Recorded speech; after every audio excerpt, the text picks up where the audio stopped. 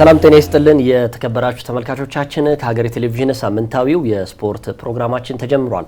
የተለያዩ ርዕሰ ጉዳዮች ላይ የምናነሳበት ሰዓት ደርሰናል። ይገደብ አባይና ቃለ ስላሴ ካሳይ እዚህ ስቱዲዮ የተለያዩ ጉዳዮችን ልንነግራችሁ ደርሰናል። ቃል እንዴት ነህ ብያለሁ። ሁሉ ሰላም። የእንግሊዝ ፕሪሚየር ሊግ ላይ አሁንም እንግዲህ የሙጭኝ ብለናል። ያው ከሳምንት ብዙ ነገሮችን እያስመለከተን ስለሚገኝ 17ኛ ሳምንቱ ላይ ደርሷል። ዛሬ በዚህ ጉዳይ ላይ አራት ወሳኝ ጨዋታዎችን በተለይ የውጤት ለውጥ ሊያመጡ ይችላሉ የሚሉ ጉዳዮችን እናነሳለን። እንደው ከዛ በፊት ተወዳጁ የሚባለው ለምንድን ነው? ብዙ ጊዜ በየትኛውም መድረክ ላይ ተወዳጁ የእንግሊዝ ፕሪሚየር ሊግ ይባላል። እኔም ልል ነበር ተወዳጁ 17ኛው ሳምንት የእንግሊዝ ፕሪሚየር ሊግ ምናምን ልል ነበር። ለምንድን ነው ተወዳጁ የሚባለው? ሌሎችም ሊጎች አሉ አይደል? በዘጠናዎቹ የነበሩ የቀድሞ እግር ኳስ ተንታኞች የጣሊያን እግር ኳስን የበለጠ እንደሚወዱ ይናገራሉ። ከዚህ በፊትም በነበረን የቀድሞ ኢትዮጵያውያን እግር ኳስ ጋዜጠኞች ጋር ባደረግነው ቆይታ ላይ ይናገራሉ። አሁን ላይ በዓለማችን በጣም ከፍተኛ ተመልካች ያለው የእንግሊዝ ፕሪሚየር ሊግ ነው። ግን የእንግሊዝ ፕሪሚየር ሊግ የበለጠ ተወዳጅ ያደረገበት ትልቁ ምክንያቱ ተብሎ የሚነሳው ሀያዎቹም ክለቦች ያላቸው ፉክክርና አቅም ነው ተብሎ ይጠራል። በተለይ ከሻምፒዮንሺፕ የሚመጡ ቡድኖች በጣም ትልቅ ከፍተኛ ፉክክር አይተው ስለሚመጡ በእንግሊዝ ፕሪሚየር ሊግ ላይ ያላቸው ሀያልነት ለማሳየት በጣም ሲፎካከሩ እንመለከታለን። በጀርመን ቡንደስሊጋ ብትሄድ በጥቂት ክለቦች የበላይነት የተያዘ ነው። ለምሳሌ ባየር ሙኒክ 11 ዓመታት ያህል የጀርመን ቡንደስሊጋ በማንሳት ይታወቃል። ወደ ፈረንሳይ ብናቀና ፓሪስ ሴን ጀርሜን የፈረንሳይ እግር ኳስን በበላይነት ተቆጣጥሮታል። ምናልባት ባለፉት ዓመታት እንደውም በተሻለ መልኩ የጣሊያን እግር ኳስ መፈራረቆችን ተመልክተናል። በእንግሊዝ ፕሪሚየር ሊግ ግን ከዋንጫ ፉክክሩ በዘለለ በአውሮፓ ሻምፒዮንስ ሊግ ለመግባት የሚደረጉ ፉክክሮች፣ ላለመውረድ የሚደረጉ ትግሎች እጅግ በጣም ለማየት አጓጊ ይሆናሉ እና በዝውውር መስኮቱም ተመልክተ ከሆነ በክረምቱ የዝውውር መስኮት 3 ቢሊዮን ፓውንድ በላይ ወጪ አድርገው እንግዲህ በዓለም እግር ኳስ ታይቶ የማይታወቅ የዝውውር ክብረ ወሰን በመስበር ትንንሾቹ ክለቦች እንደነ ሰንደርላንድም ከትልልቆቹ ክለቦች ጋር ለመፎካከር የሄዱበት ርቀት ያሳያልና ምናልባት በተመልካች ዘንድ ተወዳጅ ያደረገው በሊግ ውስጥ የሚገኙ ክለቦች ሁሉም በእኩል ደረጃ ለመፎካከር የሚሄዱበት ርቀት ይመስለኛል። ተመልካቾች ቃል የተነተነውን መቼም ተወዳጅ የሚያስብለውን ትስማሙበታላችሁ ብዬ አስባለሁ። ግን አሁን ስትለይ ትዝ አለኝ የእንግሊዝ ፕሪሚየር ሊግ ያው ምንም ጥያቄ የለውም ከዘጠናዎቹ በኋላ እጅግ ተወዳጅ ያደረጉ ብዙ ትዕይንቶችን ተመልክተናል። ከዛ በፊት የጣሊያን ሴሪያ በጣም የሚወደድ ትልቅ የአውሮፓ ሊግ ነበር። ቅድም ግን እንዳልከው ሀያዎቹም ክለቦች ተወዳዳሪ ናቸው። ሌሎቹ 4 የአውሮፓ ሀያላን ክለቦች ሊጉ በጠቅላላ ቶፕ 6 ቶፕ 7 የምትላቸው የሉም። ፕሪሚየር ሊግ ውስጥ ግን ቶፕ 6 የሚባሉ አሉ። ቶፕ 6 ውስጥ በእርግጠኝነት አብዛኞቹ ይሄ ሬድሜድ የሆኑ ተጫዋቾች መኖራቸው ራሱ ሊጉን ሊያሳምረው ይችላል። ግን ደግሞ አሁን አንድ ነገር ስታወራ ትዝ ያለኝ ተጫዋቾችም ሊጉን እንዲያሳምሩ ትልቅ አስተዋጽኦ አድርጓል ብዬ ገምታለሁ። እውነት ለመናገር አብዛኞቹ ትናንትና እንደውም በዜናችን ላይ ሰርተነው ነበር። አብዛኞቹ የአርሰናል ደጋፊ ብቻ ሳይሆን ሌሎች የፕሪሚየር ሊግ ወዳጆች ትልቅ ፍቅር ውስጥ እንዲወድቁ ያደረጋቸው ታላቁ ቴሪ ዳንኤል ኦንሪ ነው ብዬ ገምታለሁ። በቃ ተወዳጁ የእንግሊዝ ፕሪሚየር ሊግ እንዲባልም በፕሪሚየር ሊጉ ታሪክም በየሳምንቱ ይህን ተጫዋች ለማየት ብዙዎቹ እኔን ጨምሮ በጣም ይጓጓ ነበር። እውነት ለመናገር እኔ ስለ ቴሪ ኦንሪ ሲነገር እሳሳለሁ። እውነት ለመናገር የእውነቴን ነው የምልህ። በጣም አሁን ለምሳሌ ከሜሲና ሮናልዶ ምናምን ሊባል ይችላል። እኔ ያበላለጥኩ ምናምን አይደለም። ግን ለምሳሌ እኛ ብዙ ዶክመንተሪዎች እንሰራለን ምናምን ስለ ቴሪ ኦንሪ ይሰራ ሲባል እኔ እጄንም አላስገባው ለዛ ነው። ምክንያቱም በቃ ቃላት ያጥሩኛል ስለሱ መናገር እና ትናንትናም የቢቢሲ የዓመቱ ምርጥ ስፖርተኛ በሚል የህይወት ዘመን ተሸላሚ አድርጎታል። እንደነ ፔሌ፣ ዩዜን ቦልት ከዛም በተረፈ እነ ቦቢ ቻርልተን የመሳሰሉ ታላላቅ ስፖርተኞች የነገሱበትን መድረክ ትናንትና ነግሶበታል። ሲያንስበት ነው ያም ነገሩና ቴሪ ኦንሪ እንግዲህ በሲቢኤስ ስፖርት ላይ ነው የሚሰራው ሆነ ሲቢኤስ ስፖርት ላይ ነው የሚሰራው። ከደረሰ እንኳን ደስ ቆርጣችሁ ላኩለትና ቴሪ ኦንሪ ቃለ ስላሴና ይገደብ አባይ ከሀገሬ ቴሌቪዥን እንኳን ደስ አለ እንኳን አደረሰ መልእክት አስተላልፈናል። ወደ ፕሪሚየር ሊጋችን እንቀጥል። መቼም ዛሬ መግቢያው በጣም ልዩ ሆና ምናልባት ፕሮግራሙን የጀመርነው መስሎኛል እኔ ራሱ እውነት ለመናገር በእንግሊዝ ፕሪሚየር ሊግ እንግዲህ ቅድም ስትላቸው የነበሩት የደረጃ ለውጥ ሊያስከትሉ የሚችሉ በርካታ ጨዋታዎች ይጠበቃሉ። በተለይ ቅድም አንተም ያልከው ቶፕ 6 ቶፕ 5 ብለን እንደምንጠራቸው እንግሊዝ ፕሪሚየር ሊግ ክለቦችም በዚህኛው ሳምንትም ቶፕ 6 የምንላቸው ክለቦች ትልልቅ ጨዋታዎች ይጠብቋቸዋል። ነገ ቀን 9:30 ላይ የ17ኛ ሳምንት የፕሪሚየር ሊጉ መርሃ ግብር በይፋ ጅማሬውን ያደርጋል። ተጠባቂ ጨዋታና እኔ በግል ፕሪሚየር ሊግ ውስጥ በጣም ከምወዳቸው ስቴዲየሞች መካከል አንደኛው በሆነው ሴንት ጄምስ ፓርክ ላይ የኒውካስል ዩናይትድ እና የቸልሲ ጨዋታ ይደረጋል። እውነት ለመናገር በጣም በጉጉት የሚጠበቅ ጨዋታ ነው። ሁለቱም እርግጥ ከወጥነት ጋር በተገናኘ ጥያቄ የሚነሳባቸው ክለቦች እንደሆኑ ይታወቃል። በተለይ ቸልሲም ከአሰልጣኝ ኤንዞ ማሬስካ ጋር በተያያዘ የተለያዩ ጉዳዮች እየተነሳበት የሚገኝ ክለብ ነው። ከባለሜዳው ኒውካስል ዩናይትድ ስንጀምር ኒውካስል ዩናይትድ በዘንድሮ የውድድር ዓመት እንግዲህ አሁን በደረጃው 12ኛ ላይ የተቀመጠ ክለብ ነው። 22 ነጥቦችንም እንደዚሁ ሰብስቧል። ያሸነፈው 6 ጨዋታ ነው። 6 ጨዋታ ደግሞ ተሸንፏል። በ4 ጨዋታ አቻ ተለያይቷል። በርካቶች ኒውካስል ዩናይትድ ከዚህ በተሻለ መልኩ መፎካከር አለበት ብለው ያስባሉ። ነገር ግን እንደ አሌክሳንደር ኢዛክ የመሳሰሉ ትልልቅ ተጫዋቾች እንደነ ካሉም ዊልሰን የመሳሰሉ ተጫዋቾች መሸጡ ደግሞ ዋጋ እንዳስከፈለው ይነገራል። እርግጥ አዲሱ ፈራሚ ኒክ ቮልተማደም በጣም ጥሩ እንቅስቃሴ እያደረገ ይገኛል። ባሳለፍነው ሳምንት ወደ ሜዳ የተመለሰው ዮአን ዊሳም እንግዲህ በተመለሰበት ጨዋታ ላይ ግብ አስቆጥሯል። በተለይ ትልቅ ተስፋ ተጥሎበት ከብሬንትፎርድ ሴንት ጄምስ ፓርክ የደረሰ ተጫዋች ነበር። የነገው ጨዋታ ላይ ምናልባት የመሀል ሜዳ ፍልሚያ ሊሆን ይችላል ብዬ አስባለሁ። እኔ በሊጉ በጣም በግል ከምወዳቸው አይነት ተጫዋቾች መካከል ሁለቱም ክለቦች የአማካይ ክፍላቸው በጣም ጠንካራ ነው። ተመልክተ ከሆነ በኒውካስል በኩል እነ ጆይሊንተን እንደነ ብሩኖ ጉማሬሽ እና ሳንድሮ ቶናሊ የመሳሰሉ ተጫዋቾች በጣም ኮምፓክት የሆነ የአማካይ ክፍል ያለበት ክለብ ነው። በቸልሲም በእንግዳው ቡድን ብትሄድ እንደነ ኤንዞ ፈርናንዴዝ እና ሞይሰስ ካይሴዶ የመሳሰሉ አሁን በልዩነት ዓለማችን ውስጥ ከሚገኙ የተከላካይ አማካዮች እንዲሁም የአማካይ ስፍራ ተጫዋቾች መካከል በልዩነት የምጠራው ነውና ምናልባት ለቸልሲ በጣም ነገ ፈተና ሊሆን ይችላል። ሰሞነኛ ጉዳይ በተለይ ከኤንዞ ማሬስካ ከቡድኑ ስለመልቀቅና መቆየት ጋር በተገናኘ በርካታ ሀሳቦች እየተነሱ ይገኛሉ። ምናልባት ይሄ በቸልሲ ሀሳብ መለሳል። አዎ ምንም ጥያቄ የለውም። ኒውካስል ከቸልሲ የሚያደርጉ ጨዋታ የሳምንቱ ምርጥ ከሚባሉ ጨዋታዎች መካከል ነው። አንዱ ያደረገው ጉዳይ ምንድነው? ሴንት ጄምስ ፓርክ ላይ መደረጉ ራሱ በጣም ደስ ይላል። ብዙ ጊዜ ትልልቅ ቡድኖች ወደ ሴንት ጄምስ ፓርክ ላይ ሲሄዱ ይቸገራሉ፣ ግን ለተመልካች ደግሞ በጣም አዝናኝ ጨዋታ ነው የሚደረገው። ኒውካስል ዩናይትድ በዘንድሮ የውድድር ዓመት ላይ እንግዲህ ወጣ ገባ እያለ የሚገኝ ቡድን ነው። የአሰልጣኝ ኤዲሃው ቡድን ወሳኝ ተጫዋቹን ማጣታቸው አሌክሳንደር አይዛክን በምትካቸው የወልትሜድ መምጣት ጥሩ ነው። ወደ ብቃቱ እየተመለሰ ይገኛል።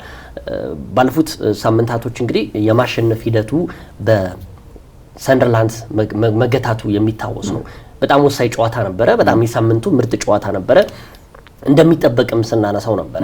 ነገር ግን ዋልትሜድ ራሱ ጎሉ ማስቆጠሩ ደግሞ በጣም ያልተጠበቀ አድርጎታል። ምክንያቱም ጎል ያስቆጥራል ለኒውካስትል ሲባል ኒውካስትል ላይ ማስቆጠሩ፣ ከዛ በተረፈ የደርቢም ደርቢ ነው በጣም የንጉሳውያንና ከዛ በተረፈ ኒውካስትል የንጉሳውያን ይሄኛው ደግሞ አዛዊ የሚባሉት ነገር ነው የሰንደርላንድ እና በጣም ከደርቢም ደርቢ ነው። የሚገርም ጨዋታ ነበረ። በአጠቃላይ ሰንደርላንድም ኒውካስትልም ያደረጉት ጨዋታ በጣም ወሳኝ ነው። ነገር ግን ኒውካስትል ዩናይትድ ቼልሲን ሲያስተናግድ ከሰንደርላንድ ሽንፈት በማገገም ነው የሚመጣው። ከዛ በተረፈ ግን በካራባው ጨዋታ ላይ ፉልሃምን መግጠሙና 2-1 አሸንፎ ወደ ግማሽ ፍጻሜ ማለፉ ጥሩ መንደርደሪያ ነው የሚሆነው ለቼልሲ። ከዛ በተረፈ ግን የበርን ጉዳት አሁንም በጣም አስቸጋሪ ነው። በተለይ የተከላካዩ ቦታ ላይ መሳሳቱ ነው። አሁን ቅድም እንደገለጽከው የኒውካስትል ዩናይትድ የመሃል ሜዳ አማካዮች በጣም ወጥ የሆነ ብቃት እያሳዩ ነው ከሳምንት ሳምንት።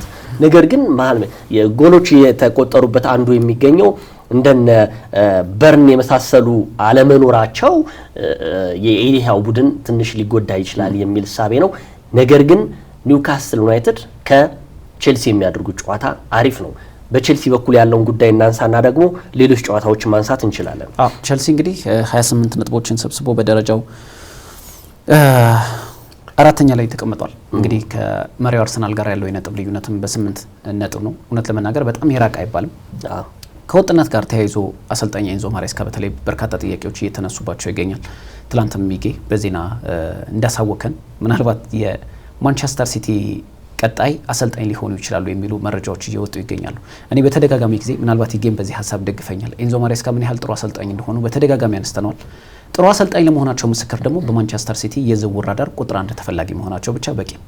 እውነት ለመናገር በአንድ ዓመትና አሁን 1 ዓመት ከ4 ወር ከ5 ወር በስታንፎርድ ብሪጅ ቆይታን አድርገው በዚህ ልክ ጥሩ ቡድን የሚሰራ አሰልጣኝ ይኖራል ብዬ አላምንም። እውነት ለመናገር ምን እንዲያሳኩ ነበር የተጠበቀው? በአንድ ዓመት የእንግሊዝ ፕሪሚየር ሊግን እንዲያሸንፉ ነው ወይስ በአንድ ዓመት ልክ እንደ አሰልጣኝ አርነ ስሎት የእንግሊዝ ፕሪሚየር ሊግን አሸንፈው በሁለተኛው ዓመት በጣም ሲቸገሩ ማየት የተፈለገው እሱ ከነበር አልገባኝም። ምክንያቱም በመጀመሪያ ውድድር ዓመታቸው የክለቦች ዓለም ዋንጫ 32 ክለቦች ተሳትፈው አሸንፈዋል።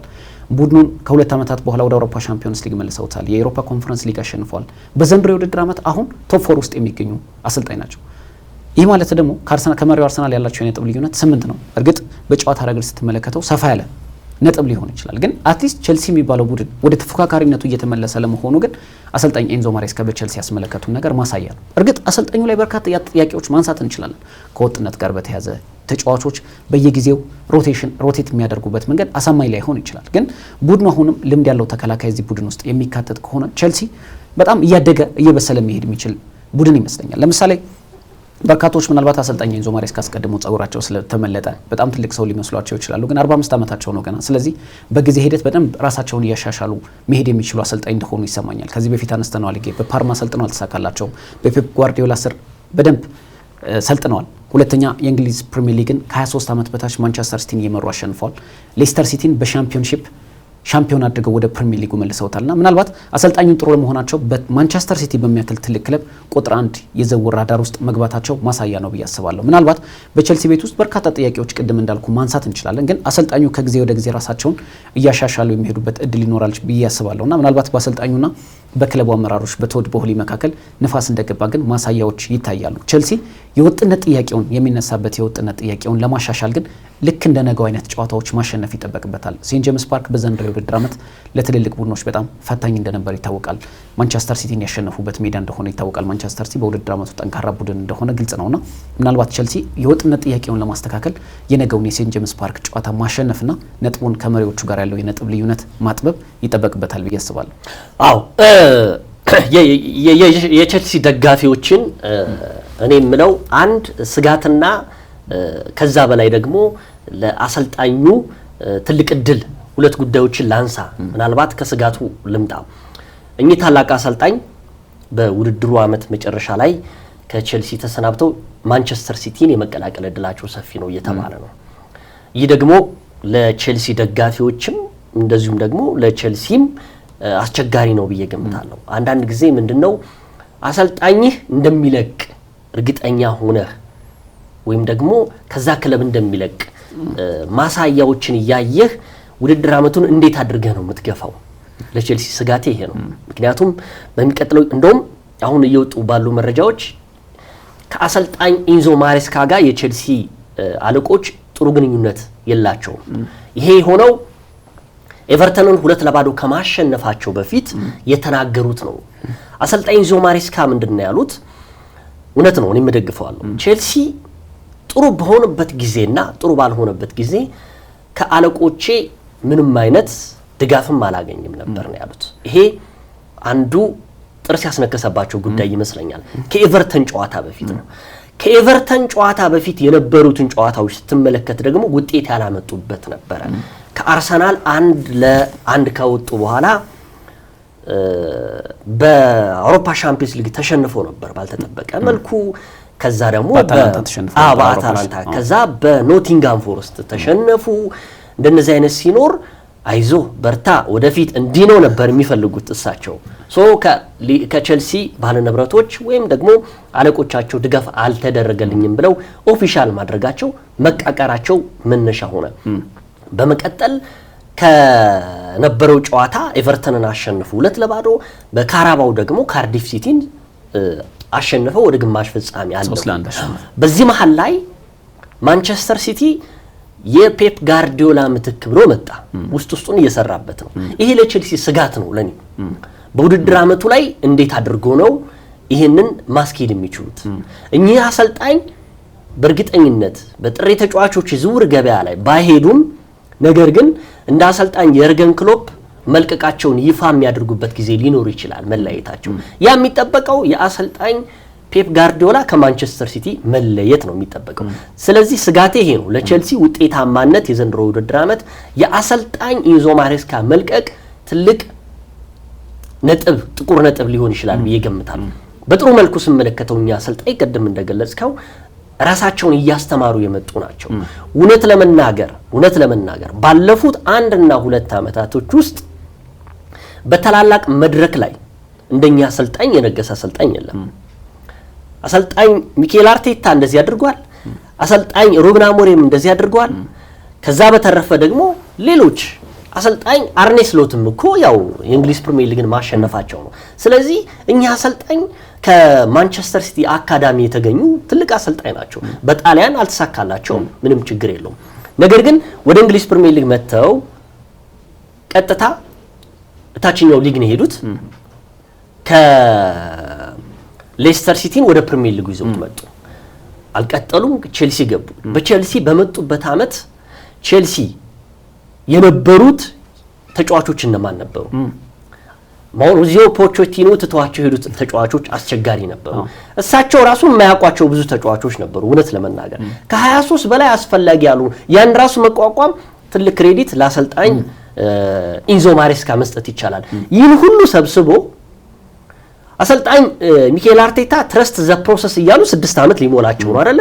የማይፈልጓቸውን ተጫዋቾች እያስወጡ በሚፈልጓቸው ተጫዋቾች ውጤታማ እያደረጉት ነው፣ ዋንጫ ባያገኙም። ነገር ግን እኚህ ኢንዞ ማሬስካ ግን በአንድ ዓመት ውስጥ በጣም ለዛውም ቼልሲ በጣም ብዙ ሚሊዮን ፓውንድ የሚከፈላቸው ዓለማችን ተጽዕኖ ፈጣሪ እኛ ራሱ አንዳንድ ጊዜ ይሄ ተጫዋች እዛ ነው እስከምትለው በውሰቱን ብዙ ተጫዋቾች የሄዱበት ቼልሲ ያን ሁሉ አስተካክለው በእንግሊዝ ፕሪሚየር ሊግ 10 ምናምነኛ ደረጃ የነበረን ክለብ ወደ አውሮፓ ሻምፒዮንስ ሊግ እንዲሳተፍ አድርገው 4ኛ ላይ ያስቀምጡት። በአውሮፓ ኮንፈረንስ ሊግ ዋንጫ እንዲያሸንፍ አደረጉት። ከዛ ደግሞ በዓለም የክለቦች ዋንጫ ለመጀመሪያ ጊዜ የተደረገውን ፒኤስጂን በማሸነፍ ሻምፒዮን አደረጉት። ትልቅ ክሬዲት የሚሰጣቸው አሰልጣኝ ናቸው። በዚህ ልክ የማንቸስተር ሲቲ አሰልጣኝ ናቸው ቢባል እኛ አሰልጣኝ ማጋነን አይሆንም። ያላቸው ፕሮፋይልም ለዛ የሚመጥን ሆኗል። አሁን ለዛ አይደለም የምትል ከሆነ ልትጠራጠር ይችላል። እንደውም አሁን በጣም እየተበሳጩ ያሉት በነገራችን ላይ ቼልሲ እንትንም ሊያወጣ ይችላል። ምንድነው የሚባለው ተተኪያቸውን የማይኖራል። ይሄ ምንድነው የሚባለው ለእንግሊዝ ፕሪሚየር ሊግ ማህበር ራሱ ደብዳቤም ሊጽፍ ይችላል እየተባለ ይገኛል። ምክንያቱም በማማለል አሰልጣኝህን ይሄ ራሱ በጣም ኔጌቲቭ ሳይድ ነው ለቼልሲ የሚሆንበት። በመጨረሻ በውድድር ወይም ደግሞ በውስጥ መስራት ነበረባቸው። ኤኒሃው ግን አለከነ ምክንያቱም አሰልጣኝ ኢንዞ ማሬስካ ዘገባውን የሚያወጣው ተመልክተ ከሆነ ዴቪድ ኦርንስቴን ነው። ያ ደግሞ የዛ አትሌቲክስ ነው። ስለዚህ ልክ ነህ፣ የምጋራው ሀሳብ ነው። አሁን ላይ በእግር ኳሱ ከሚወጡ ድረገጾች መካከል እንደዛ አትሌቲክ በጣም ታማኝ የለም ይላሉ በርካቶችና ምናልባት ያም ሊያስኬድ ይችላል። የምታስታውስ ከሆነ እኮ በዝውውር መስኮቱ ላይ ሞርጋን ጊብስ ዋይትን አንድ ማሳያ ማድረግ እንችላለን። ኖቲንጋም ፎረስት ያለ ፈቃድ ቶተናም አናግሯል በሚል እኮ ክስ ሊያቀርብ ሲል ቶተናም ሆትስፐር ከዝውውሩ ራሱን አግልሏልና ሲቲ በዚህ ልክ መፈለጉ አሰልጣኙ ግን ፕሮፋይላቸው ለዛ የሚበቃ እንደሆነ ማሳያ ነው። ተመልክተህ ከሆነ እኮ ከ23 ዓመት በታች የእንግሊዝ ፕሪሚየር ሊግ አሸነፉ።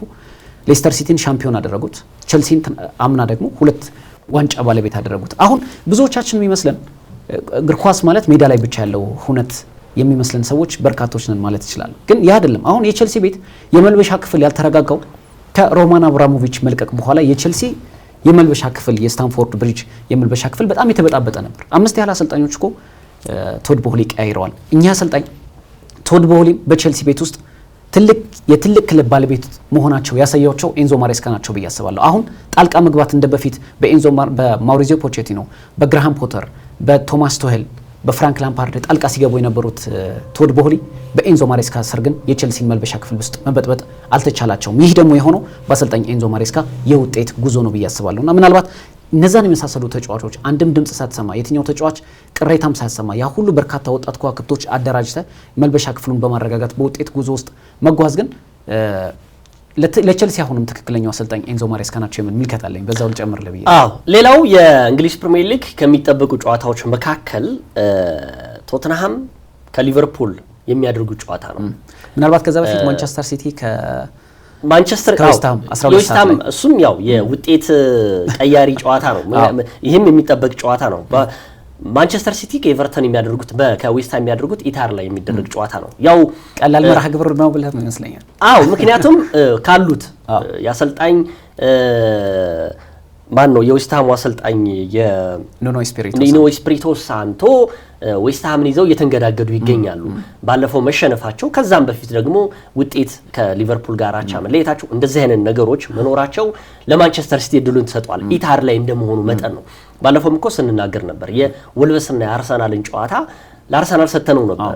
የተፈጠረውን ነገር በኋላ እንመለከተዋለን። ሶ በዛ መልክ ነው ዌስትሃም ካለው የደረጃ ሰንጠረዥ አንጻር ማንቸስተር ሲቲ ደግሞ ካለው ወቅታዊ ብቃት አንጻር ከሊጉ መሪ ከአርሰናል የ2 ነጥብ ልዩነት መኖሩ በነገራችን ላይ የነገውን ጨዋታ ዌስትሃምን የሚያሸንፍ ከሆነ ማንቸስተር ሲቲ በአንድ ነጥብ በልጦ ቁጭ ይላል። ለዛ ነው እንድናነሳው በጣም ከባድ ነው። ስለዚህ እሱንም ጠቀስ አድርገን ማለፍ እንችላለን። ምናልባት ቢግ ካሉት መርሃ ግብሮች አንጻር እውነት ለመናገር የማንቸስተር ሲቲ ቀላል ተጋጣሚ ይመስላል። ግን ፕሪሚየር ሊጉ ቀደምም እንዳልነው ተገማች ሊሆን አልቻለም። ከሳምንት ሳምንት ደግሞ ምን አይነት ድራማዊ ክስተቶች ሊያሳይ እንደሚችል አናውቅም። ዌስትሃም ዩናይትድ በዘንድሮው የውድድር ዓመት በጣም ደካማው ከሚባሉ የፕሪሚየር ሊጉ ክለቦች መካከል አንደኛው ነው። 3 ጨዋታዎች ብቻ ነው በዘንድሮው የውድድር ዓመት ያሸነፈው። ከ16 መርሃ ግብሮች 13 ነጥቦችን ብቻ ነው የሰበሰበው። ለመጨረሻ ጊዜ የሚያሸነፈው ከ5 ጨዋታዎች በፊት እንደነበር ይታወሳል። የሲቲ ወቅታዊ አቋም በጣም ጠንካራ ነው። በፕሪሚየር ሊጉ ብቻ ሳይሆን በአውሮፓ ሻምፒዮንስ ሊግ እንዲሁም በካራባኦ ዋንጫ ደግሞ ግማሽ ፍጻሜን ተቀላቅሏል። ምናልባት ከዚህ በፊትም ደጋግመን እንዳነሳ ነው ሲቲ ወደ ሙድ እየገባ ሲሄድ ወደ ጥሩ ሁነት እየገባ ሲሄድ በጣም አስቸጋሪ ቡድን ሊሆን ይችላል። ያ ግን በተለይ ከተለያዩ አቅጣጫዎች ግቦችን የሚያገኝ ከሆነ ደግሞ የበለጠ አስፈሪ ያደርገዋል ስንል ነበር። ያ ምናልባት ባለፉት ጊዜያት ተመልክተናል ብዬ አስባለሁ። ለምሳሌ ኤርሊንግ ሃላንድ አሁን 17ኛ የፕሪሚየር ሊግ ጎሉ ላይ ደርሷል። ነገር ግን አጋዥ ያስፈልገው ነበር። ፊል ፎደን አሁን ወደ ጥሩ አቋሙ ተመልሶ 7 የፕሪሚየር ሊግ ጎሎችን አስቆጥሯል። ራያን ቸርኪ የፕሪሚየር ሊጉ ከፍተኛ ለግብ የሚሆኑ ኳሶችን አመቻችቶ በማቀበል በቀዳሚነት የተቀመጠ ተጫዋች ነው። 6 ጎሎችን አመቻችቶ አቀብሏል። ስለዚህ በሲቲ ቤት ውስጥ አሁን ጥሩ መነሳሳት አለ። ስለዚህ የነገው ጨዋታ ደግሞ እጅግ አጥብቀው የሚፈልጉት ደግሞ አርሰናል ምሽት 5 ሰዓት ላይ የሚያደርገው ከኤቨርተን ጋር ጨዋታ አስቀድሞ የሊጉን መሪነት የሚረከቡበት ስለሆነ ምናልባት ለሲቲ ቅድሚያዎች የሚሰጡት ነው። ሲቲ ግን ይህንን እድል አሳልፎ ይሰጣል ተብሎ መጠበቅ አይቻልም። አዎ እንግዲህ ያለፉትን 6 ጨዋታዎች ቼልሲ ሲቲ ምንም ሽንፈት አላስተናገደም። እንደ አስቶን ቪላ ሁሉ ነው በሊጉ በጣም ወጥ የሆነ ብቃት እያሳየ የሚገኘው ሲቲ ዌስትሃም ሊገዳደሩ አይችልም በሚል መልኩ ነው እያነሳን የሪያን ቸርኪን ጉዳይ ስታነሳ እንግዲህ ብዙ ነገሮች እየተባለ ነው። እንደውም ወደ ኤቨርተን በውሰት ያቀናው የቀድሞ የእንግሊዝ ብሔራዊ ቡድን ተጫዋች ጃክ ግሪሊሽ ወደ ሲቲ የማይመለስበት እድል በጣም ሰፊ ነው። 10 ቁጥሩ እንኳን ሲሰጠው ምንም ጥያቄ የለውም። አሁን በተከታታይ ጨዋታዎች ላይ ስትመለከተው ለጎል የሚሆን ኳስ ለፊል ፎደን ባለፈው ሳምንት ያቀበለው ከክሪስታል ፓላስ ጋር የነበረው ከዛ በተረፈ ደግሞ ከትናንት በስቲያ ደግሞ የነበረውን የካራባው ጨዋታ ላይ ያስቆጠረውን ጎል ስትመለከት ይህ ተጫዋች የወደፊቱ የእንግሊዝ ፕሪሚየር ሊግ ኮከብ ነው እስከሚያስብል ደረጃ ደርሷል። ማንቸስተር ሲቲም እንግዲህ ቀደም እንዳወራ ነው የአሰልጣኝ ፔፕ ጋርዲዮላ በውድድር ዘመኑ መጨረሻ ከክለቡ ጋር ይለያያሉ ማለት ራሱ ተጽዕኖ ይፈጥራል ብዬ ገምታለሁ። ቀደም ቼልሲ ላይ ተጽዕኖ እንደሚፈጥረው ሲቲም ላይ አሰልጣኝን የምትለቅ ከሆነ ትልቅ ተጽዕኖ ይኖራል ብዬ ገምታለሁ። ኤኒሃው በደንብ ያላነሳ ነው ለሲቲ እድሉን በመስጠት ነው። የቶተንሃምንና የሊቨርፑልን ጨዋታ እናንሳ። በሁለት ጉዳይ ማንሳት እንችላለን። አንደኛው የአልሸነፍ ባይነቱ ግስጋሴ እየቀጠለ የሚገኘው የአርኔ ስሎቱ ሊቨርፑል አሁን ወደ አቋሙ እየተመለሰ ይመስለኛል። ወደ አቋሙ ማለት ቢያንስ አይሸነፍም። አሁን መሻሻል ነው። ላለፉት 6 ጨዋታዎች አልተሸነፈም እስካሁን 2 አቻ ወጥቷል። ሌላውን ማሸነፍ ችሏል። ከዛ በተረፈ የሚቆጠሩበት ጎሎች ደግሞ ቀነስ አድርጓል። ሌላኛው ደግሞ በጋባዡ ቡድን ደግሞ ቶተንሃም ሆትስፐር የቶማስ ፍራንኩ ቡድን ወጥ የሆነ ብቃት አለማሳየቱ ባለፈው አስደንጋጭ የሆነ በኖቲንጋም ፎረስት መሸነፉ ራሱ የአሰልጣኙና የክለቡ ሁኔታ በጣም እንደውም ባለፈው ሳምንት ረቡዕ ዕለት ተሰናበቱላ እየተባለ ነበረ። በሆነ አጋጣሚ ላይ ተሰናበቱ ሲባል ነበር። ነገር ግን የቶተንሃም ቦርዱ ወይም ደግሞ ባለቤቶቹ ይደግፏቸዋል እየተባለ የሚገኘው አሰልጣኝ ቶማስ ፍራንክ፣ ደጋፊው ግን ቶሎ ውጤት ነው የሚፈልገው። ቶተንሃም በአሁኑ ሰዓት ላይ ከአሰልጣኝ ቶማስ ፍራንክ የበለጠ ሌላ አሰልጣኝ ያገኛል ብዬ አልገምትም። በዚህ 3 ዓመት ውስጥ ስንት አሰልጣኝ ነው የቀያየረው? አሁንም እንደ ቼልሲ እንዳይሆን ነው ነገሮች ፍርሃት ያለባቸው። ስለዚህ ይሄ ሁሉ ነገሮች ባሉበት ሁኔታ ነው ሊቨርፑልን የሚያስተናግደው። አሰልጣኝ ቶማስ ፍራንክ በሊቨርፑል የሚሸነፉ ከሆነ የደጋፊዎች ጫና አሰልጣኙን ሊያሰናብታቸው ይችላል። ይሄ ደግሞ ቶተንሃምን አዘቅት ውስጥ ነው የሚያስገባው በእርግጠኝነት። ስለዚህ በዚህ አይነት ጽንፍ ሆኖ የሁለቱ ቡድኖች ግጥሚያ እጅግ ተጠባቂ ያደርገዋል። ቶማስ ፍራንክ ግን እኔ በእንግሊዝ ፕሪሚየር ሊግ ከማያቸው ወይም ማየት ከምፈልጋቸው አሰልጣኞች መካከል አንዱ ናቸው። የቶተናምን እናንሳ እስኪ። ቶተናም ያልተወራለት በጣም ደካማ ቡድን ነው ባለፉት አመታት ይገኝ እውነት ለመናገር ቀድሞ የምናውቀው ቶተናም ሆትስፐርስ አሁን ላይ የለም ማለት እንችላለን። ለኔ ቶተናም ሆትስፐርስ አሁን በጣም ሚድል ቴብል ላይ እንደሚገኙት ክለቦች መካከል ከነሱ ለይቼ የማየው ክለብ አይደለም። ምክንያቱም ባለፉት አመታት እንመልከተው ይገኝ አምና በጣም በታሪኩ በጣም ደካማ የተባለ የውድድር አመትን ይዞ ነው ያጠናቀቀው። እርግጥ የአውሮፓ ሊግ ማንቸስተር ዩናይትድን በማሸነፍ ዋንጫን አሸንፎ ወደ አውሮፓ ሻምፒዮንስ ሊግ ተመልሷል። ግን በፕሪሚየር ሊግ ውስጥ ተመለከተው ባለፉት አመታት ቶተናም ሆትስፐርስ ምናልባት በጣም ጥሩ ውጤት የምትለው በማሪዚዮ ፖቼቲኖ ስር ሁለተኛ ደረጃን ይዞ ያጠናቀቀው ቶተናም ሆትስፐርስ ነው። ከዛ በኋላ በርካታ አሰልጣኞች ጆዜ ሞሪኒዮ መጥተዋል፣ አንቶኒዮ ኮንቴ መጥተዋል፣ ኑኖ ኤስፒሪቶ ሳንቶ መጥተዋል፣ አንጅ ፖስቴኮግሉ መጥተዋል። ግን ቶተናም ተራ ቡድን እየሆነ መጥቷል። ከጊዜ ወደ ጊዜ ራሱን ከማሻሻል ይልቅ በጣም ዝቅ እያለ የመጣ ቡድን ማለት ቶተናም ሆትስፐርስ ነው። ቶተናም ሆትስፐርስ አስደናቂ ደጋፊዎች ያሉት ክለብ ነው። አስደናቂ ስቴዲየም ያለው ክለብ ነው። ግን ቶተናም ሆትስፐርስ አሁን ስትመለከተው በቀላል ቡድኖች እንደ ተራ የሚሸነፍ ክለብ ሆኗል። በክለቡ ውስጥ ያሉት ተጫዋቾችም ምን ያህል ለክለቡ ባጅ ይጫወታሉ የሚለው ጉዳይ አንድ አጠያያቂ ነው። ለምሳሌ በርካታ ተጫዋቾች ሲያለምጡ ነው የምትመለከተው እዛ ስብስብ ውስጥ አሰልጣኝን አለማክበር ጀምሮ ጥቂት በነጥለል ታወጣቸው የምትችላቸው ተጫዋቾች ብቻ ናቸው በልዩነት እዛ ቡድን ውስጥ ለማሊያ ክብር እየተዋደቁ ያሉት። ለምሳሌ እንደነ ክሪስቲያን ሮሜሮ የመሳሰሉ አርጀንቲናዊ ተከላካይ እንዲሁም ደግሞ ኔዘርላንዳዊ ተከላካይ ሚኪ ቫን ደ ቪን በልዩነት ማንሳት እንችላለን። በጣም ሲዋደቁ ሲማሟጡ ነው። ግን በሌሎች ክለቦች እንደምትመለከተው ለማሊያ ክብር የሚጫወቱ ተጫዋቾች ናቸው የሚል እምነት የለኝም። በክረምቱም የዝውውር መስኮት የፈረሙት ተጫዋቾች በቡድን ውስጥ ያላቸው ሚና እምብዛም በተጠበቀው ልክ አልሆኑ። ቶማስ ፍራንክ በዘንድሮ የውድድር ዓመት አጀማመራቸው ጥሩ መልክ ነበረው። እንደ ማንቸስተር ሲቲ የመሳሰሉ ክለቦችንም ያሸነፉበት አጋጣሚ ነበር። የኋላ ኋላ ግን የቀደመው ቶተናም ሆትስፐርስ መመለስ ጀምሯል። አሁን 22 ነጥቦች ሰብስቦ 11ኛ ደረጃ ላይ ነው የሚገኘው። አሰልጣኝ ቶማስ ፍራንክ ትልቅ ጫና ውስጥ ናቸው። ለኔ ግን አሁንም አሰልጣኝ ቶማስ ፍራንክ የተሻለው አሰልጣኝ ናቸው ለቶተናም ሆትስፐርስ ብዬ አስባለሁ። በብሬንትፎርድ በጣም ጥሩ ጊዜያትን አሳልፈዋል። በትልቅ ደረጃ የመሩት የመጀመሪያው ክለብ ምናልባት ቶተናም ሆትስፐርስ ሊሆን ይችላል። ነገር ግን እኛ አሰልጣኝ አሁንም ጊዜ ያስፈልጋቸዋል ብዬ አስባለሁ። ለምሳሌ በርካቶች እኮ አንጅ ፖስቴኮግሉ መቆየት አለባቸው ብለው የሚያምኑ ነበሩ። ምክንያቱም በሁለተኛ ዓመታቸው የዋንጫ ባለቤት አድርገውታል። የአውሮፓ ሊግን ወደ አውሮፓ ሻምፒዮንስ ሊግ አትሊስት መልሰውታል በተገኘው ቀዳዳ። ግን እኛ አሰልጣኝ በዚህ ዓመት ሊታዩ ይገባ ነበር የሚሉ በርካታ ሰዎች አስተያየት ይሰጣሉ። እና አሁንም ቶማስ ፍራንክን ማሰናበት ለቶተናም ሆትስፐርስ ያን ያህል ትልቅ ለውጥ ያመጣለታል ብዬ አላስብም። ግን እንደ አሰልጣኝ ግን እሳቸው ጫና ውስጥ እንደመሆናቸው መጠንም ራሳቸው ይፋ ያደረጉበት አጋጣሚ አለ። ስለዚህ የነገው ጨዋታ ሊቨርፑል ነው። ሊቨርፑል አሁን ላይ በወጥ አቋም ላይ የሚገኝ ቡድን አይደለም። ግን በፕሪሚየር ሊጉ ቅድም እንዳልከው ባለፉት 4 ጨዋታዎች አልተሸነፈም። 2 አሸንፎ 2 አቻ ተለያይቷል። ስለዚህ አትሊስት በጥሩ መነቃቃት ላይ ያለው ሊቨርፑልን ነው የሚያገኙት። ፕላስ ባሳለፈው የውድድር ዓመት ሊቨርፑል ቶተናምን አዋርዶታል ማለት እንችላለን። በሜዳው 6 ያህል ጎሎችን አዝንቦ ነው የተመለሰው። እንደውም ግብ ጠባቂው የተሻሉ ኳሶችን የማዳን ክህሎት ስለነበረው እንጂ ከዛ በላይም ሊቨርፑል የነበረው አስደናቂ አቋም ከዛ በላይም ግቦችን ማስቆጠር የሚችሉበት አጋጣሚ ነበር። አሁንም የነገው ጨዋታ ሊቨርፑልን በሚገጥሙበት ጨዋታ ላቻ እንኳን ደጋፊዎቹ ፈቃደኛ ይሆናሉ ብዬ አላስብም። ስለዚህ አሰልጣኝ ቶማስ ፍራንክ ራሳቸውን ከጫና ለማላቀቅ የግድ ማሸነፍ ያለባቸው ጨዋታ ነው ብዬ አስባለሁ። ወደ ሊቨርፑል እንመለሳለን። አዎ የቶማስ ፍራንኩ ቶተናም ሆትስፐር እንግዲህ በዘንድሮ የውድድር ዓመት ላይ የመጀመሪያዎቹ ሳምንታቶች ላይ በጣም እጅግ አስደናቂ ነበረ። በአቋም መፈተሻ ጨዋታ ሁላ አርሰናልን አሸንፎ ምናምን የመጣ ቡድን ነውና ሲቲን ሁሉ እንደዛ አድርጎ ማሸነፉ። ነገር ግን ቶተናም ሆትስፐር ደጋፊዎቹ አትፈርድባቸውም። በነገራችን ላይ ይሄ ቶሎ ውጤት ማምጣት ይፈልጋሉ። ሁለተኛ ይሄ ትውልድ በተለይ ይሄ 24 ዓመታቶች ምናምን የሚባለው ዋንጫ አያውቅም። ለዛ ነው አርሰናል በሁለቱ ደግሞ የለንደን ደርቢ የሰሜን ለንደን ደርቢ ቡድኖች እንደመሆናቸው አንጻር የሰሜን ለንደን ከተማ እንደመሆናቸው አንጻር ሁለቱም ዋንጫ አያውቁም። ቶተናምም አርሰናልም እና ዋንጫ እንደ አርሰናል እንዲጠብቁ የሚያደርጋቸው ነገሮች አሉ። ይሄ ብቃት ያለው አሰልጣኝ ወይም ደግሞ ጥሩ ይሄ ራዕይ ያለው አሰልጣኝ ሲመጣላቸው ያንን ደግሞ አምነው መቀበል አለባቸው። ዴንማርካዊ አሰልጣኝ ቶማስ ፍራንክ እኔ ለቶተናም ሁነኛ አሰልጣኝ ናቸው። ነገሮችን መያዝ አለ። አሁን ቅድም እንዳልከው ውስጥ ያሉ ብዙ ለቶተናም የማይመጥኑ ተጫዋቾች አሉ።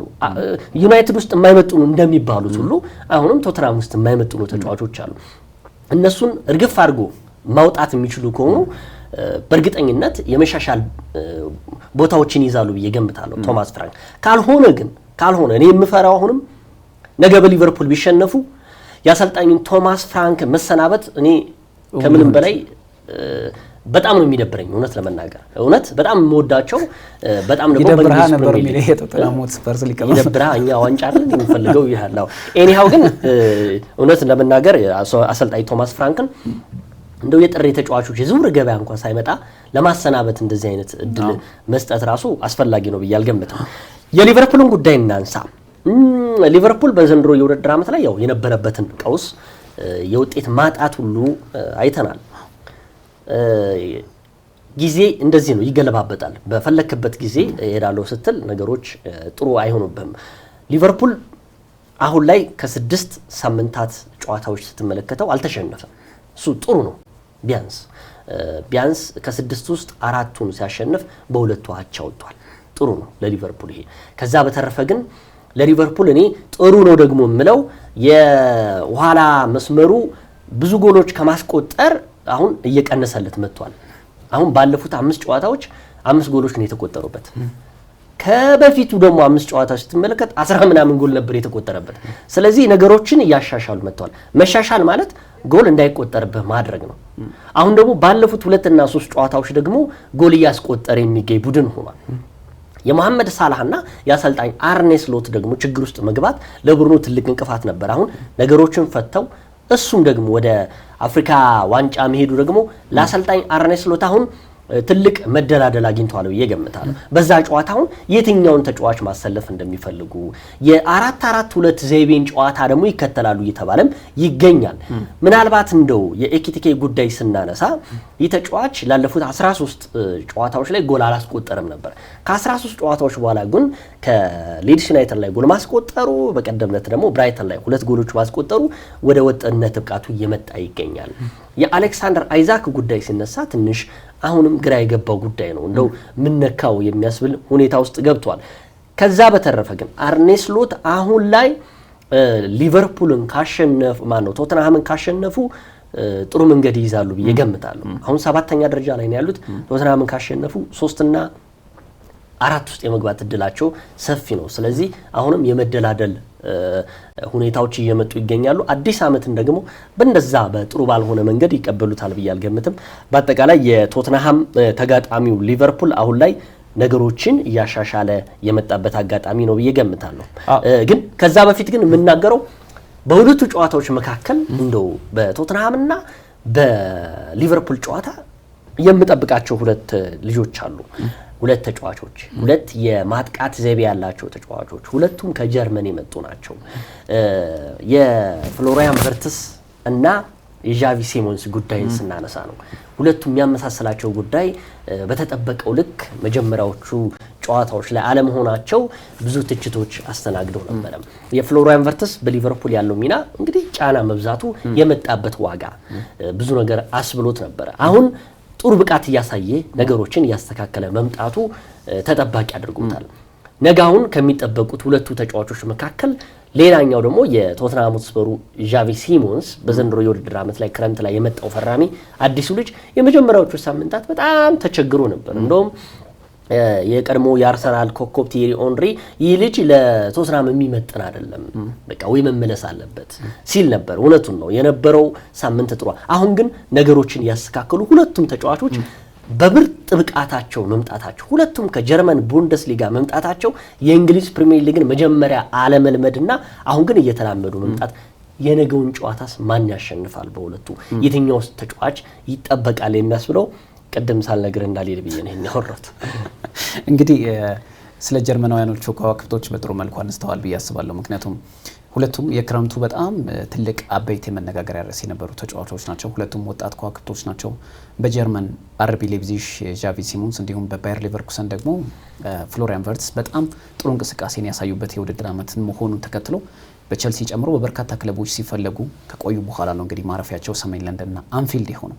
ምናልባት የነገው ጨዋታ ትልቅ የትኩረት ማዕከል መሆን ነበረባቸው ብዬ አስባለሁ። በተለይ በውድድር ዓመቱ በተጠበቀው ልክ አልተጓዙም እንጂ 2 ተጫዋቾች የነገው ፊልሚያ የበለጠ ከጀርመን በመጡት ከዋክብቶች የበለጠ ፍጥጫው ይደምቅ ነበር ብዬ አስባለሁ። አሁን ሊቨርፑል ባለፉት 4 የፕሪሚየር ሊግ ጨዋታዎች አልተሸነፈም። በአውሮፓ ሻምፒዮንስ ሊግ ቀደም እንዳልከው ኢንተር ሚላንን ወደ ጁሴፔ ሜዛ ተጉዞ አሸንፎ ተመልሷል። ስለዚህ በፕሪሚየር ሊጉ ላይ ከተከታታይ ሽንፈቶች በኋላ በጥሩ ጉዞ ላይ እንዲገኝ ምክንያት ሆኗል። ይህ ደግሞ ባለፉት በሊቨርፑል ውጤት ስትመለከተው በነገራችን ላይ አልተሸነፈም ለማለት ነው እንጂ በሊቨርፑል ደረጃ የሚመጥን ውጤት ነው ለማለት እንቸግራለን። ምክንያቱም በዘንድሮ የውድድር ዓመት ሊቨርፑል በሚጠበቀው ልክ እየተጓዘ ስላልሆነ፣ ግን ካለፉት ሳምንታት አንጻር አሁን በመሻሻል ላይ ይገኛል ግን ብሎ በድፍረት መናገር ይቻላል። ለምሳሌ 2 ጨዋታዎችን አሸንፈዋል፣ 2 ጨዋታዎች ደግሞ ድራው አድርገዋል። እንደውም አቻ የተለያዩበት በተለይ ከሊድስ ዩናይትድ ጋር የነበረው ጨዋታ ደግሞ የበለጠ አስቆጭ የነበረበት አጋጣሚ አለ። አሁን ሞሳላህን ወደ አፍሪካ ዋንጫ በሸኙ ማግስት ደግሞ ወደ ሰሜን ለንደን በማቅናት ቶተናምን ይገጥማሉ። በቶተናም ላይ ባለፉት ጊዜያት በጣም ጥሩ ክብረ ወሰን አላቸው። ባሳለፉት የውድድር ዓመትም እዛው ቶተናም ሆትስፐርስ ሜዳ ላይ 6-3 በሆነ ውጤት አሸንፈዋል። በራስ መተማመን ይዘው እንደሚያቀኑ ይጠበቃል። በዛ ላይ ደግሞ ሊቨርፑል አሁን ላይ በጥሩ መሻሻል ላይ ስለሚገኝ በሊቨርፑል በኩል ምናልባት እንደ መሻሻል ያነሳው ቅድም ተገቢም ይመስለኛል። ምክንያቱም በርካታ ጊዜ በዘንድሮ የውድድር ዓመት ተችተናቸዋል፣ በርካቶችም ተችተዋቸዋል። የቨርጂል ቫን ዳይክ እና ኢብራሂማ ኮናቴ በተረጋጋ መልኩ ቡድኑን አለመምራት። ያ ግን የኢብራሂማ ኮናቴ ወደ ተሻለ መሻሻል መምጣቱ ደግሞ አንድ ለሊቨርፑል ቅርብ የሆኑ ምንጮችን ስመለከት ነበርና በተለይ ሪያል ማድሪድ ከኢብራሂማ ኮናቴ ፍላጎት ራሱን ገሸሽ ማድረጉ ተጫዋቹ ሙሉ በሙሉ አቅሙንና ስነ ልቦናውን ሰብስቦ ለሊቨርፑል እንዲጫወት አድርጎታል የሚሉ ሀሳቦች ይነሳሉ። እኔም የምገዛው ሀሳብ ነው።